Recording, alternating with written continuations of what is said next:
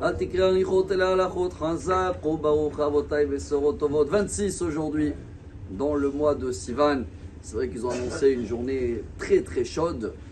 Mais c'est également aujourd'hui un iloula d'un très grand rabbin que chaque fois qu'il étudiait, tellement c'était chaud, c'est dans le Talmud, Souka, page 28, la force, Kohar, qu'il y avait du feu qui sortait, qui brûlait même chaque oiseau qui passait là-bas. Ce Tana-là s'appelle Rabbi Yonatan Ben Uziel, est très connu comme un des élèves de Hillel Azaken. Et là-bas dans Souka, c'est marqué Shmonim Talmidim Ayolo Hillel Azaken. Il avait 80 élèves. Le plus petit, Rabbi Yochanan Ben Zakkai, et le plus grand, Rabbi Yonatan Ben Uziel, est connu comme, selon certaines versions, qui était célibataire. C'est pas marqué clair et net. Il y en a qui disent qu'il était marié, mais il n'avait pas des enfants. En tous les cas, chacun qui cherche la ségoula pour le mariage, à lui, ses enfants, ses petits-enfants, ou surtout pour améliorer aussi le shalom bayit, la vie de couple pour ceux-là qui sont mariés. Donc, la solution, elle est d'aller prier à Hamouka. Mais Hamouka, en hébreu, ça veut dire profond. D'abord, c'est dans le nord et c'est à côté de Tzfat. C'est pas évident. Il y a eu beaucoup d'émissiles qui sont tombés là-bas, de Liban à Hamouka. Mais même nous, quand on ne peut pas se déplacer, si aujourd'hui on va faire un effort de comprendre un très beau message de Rabbi Yonatan Ben Uziel, alors on ne va pas que utiliser cette chaleur pour dire il fait chaud.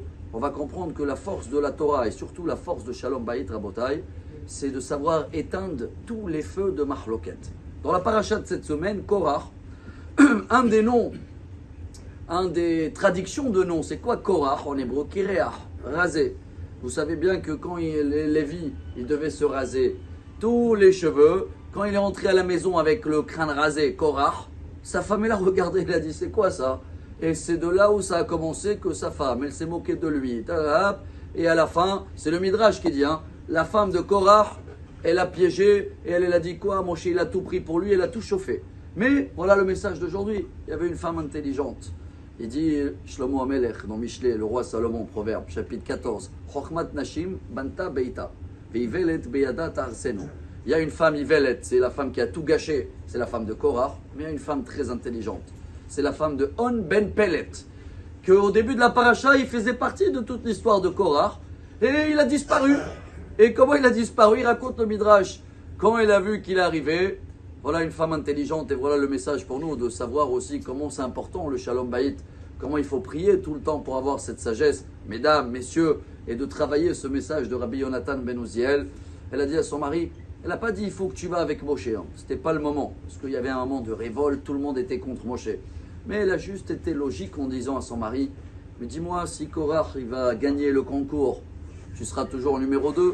Et si Moshe il va gagner, tu seras toujours le numéro 2. Donc si dans les deux cas tu seras le numéro 2, à quoi ça sert de se mêler? Elle a dit, t'as raison, mais ils vont venir me chercher. Elle a dit, t'inquiète pas pour ça, je vais me débrouiller.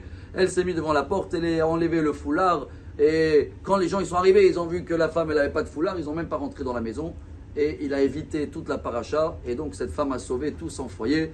Et donc nous on comprend aussi aujourd'hui, Rabotai, qu'il faudrait toujours savoir être intelligent aussi dans la vie de couple. Savoir de ne pas chercher des places et ni être le numéro 1. L'inverse, quand entre le couple, chacun il donne un numéro 1 à l'autre, et peu importe la chaleur qu'il y a dehors, c'est un feu qui représente l'amour et qui va rien brûler, qui va faire aucune marloquette. Excellente journée à Marabi Lazar, Marabi Hania.